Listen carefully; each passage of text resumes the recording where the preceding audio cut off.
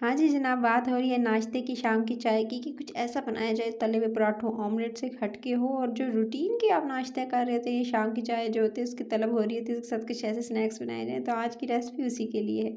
तो बिस्मिल्लाहिर्रहमानिर्रहीम। अच्छी लगे तो सब्सक्राइब ज़रूर कर लीजिएगा। तो इस रेसिपी के लिए आपको चाहिए ब्रेड। सिंपल, आपने सबसे पहले तो लेनी है ब्रेड।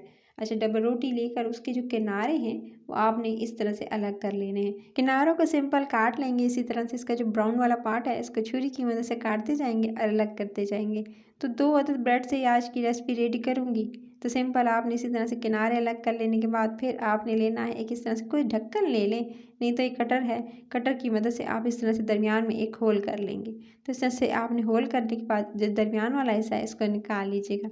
दरमियान वाले हिस्से को निकाल लेने के बाद इसी तरह से दूसरा ब्रेड का जो पीस है उसको भी रेडी करके, तो 2 ब्रेड के पीसेस इसी तरह से आपने साइड वाले किनारे लग करके रेडी कर लेंगे। सबसे पहले तो आपने इस रेसिपी के लिए लेना है एक अदद अंडा। बोल में शिफ्ट करेंगे, अंडे को तोड़ के शामिल कीजिएगा और उसके बाद आपने इसकी जो जर्दी है वो अलग कर लेनी है सफ़ेदी से। सफ़ेदी को उसी बॉल में रहने देंगे और जो जर्दी है उसको एग सेपरेटर की मदद से, ये चम्मच की मदद से इसको निकाल लीजिएगा।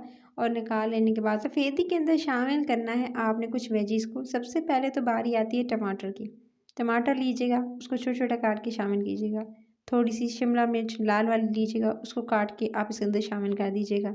फिर आपने हरा प्याज लेना है, उसको फाइनली चॉप्ड करके आपने इसके अंदर शामिल कर देना है। फिर लीजिएगा नॉर्मल प्याज, उसको भी काट के छोटा छोटा इसके अंदर शामिल कर देना है। ये तमाम चीज़ें चली गई। अब बारी आती है इसके अंदर शामिल करना है आपने धनिया को।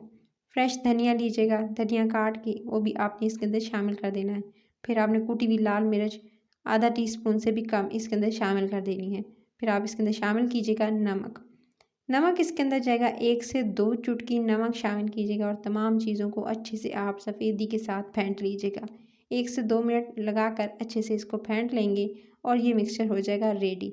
अब बारी आती है कि इसको किस तरह से रेडी करना है। सबसे पहले पैन लेंगे, उस पर रखेंगे जो ब्रेड के स्लाइसेस थे उसको इस तरह से आपने रखना है। ब्रेड के स्लाइसेस को रखने के बाद फिर आपने डालना है थोड़ा सा ऑयल, जस्ट 1 टीस्पून से भी कम, क्योंकि आज की रेसिपी बहुत कम ऑयल में बनने वाली है।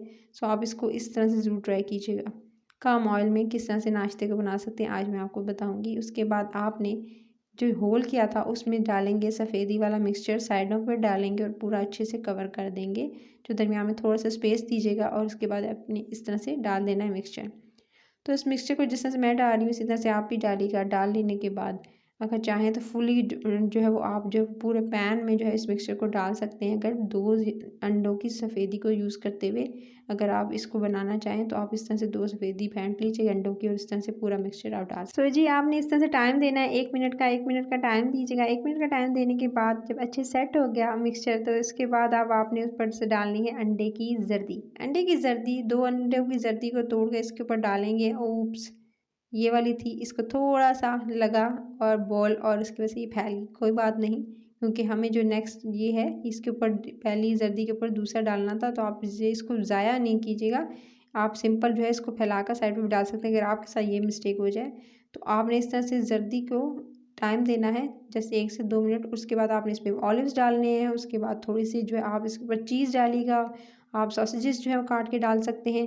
तो इस तरह से आपने डालने के बाद फिर आपने थोड़ा सा डालना है ओरिगानो स्प्रिंकल करना है और उसके बाद आपने इसे कवर करके छोड़ देना है।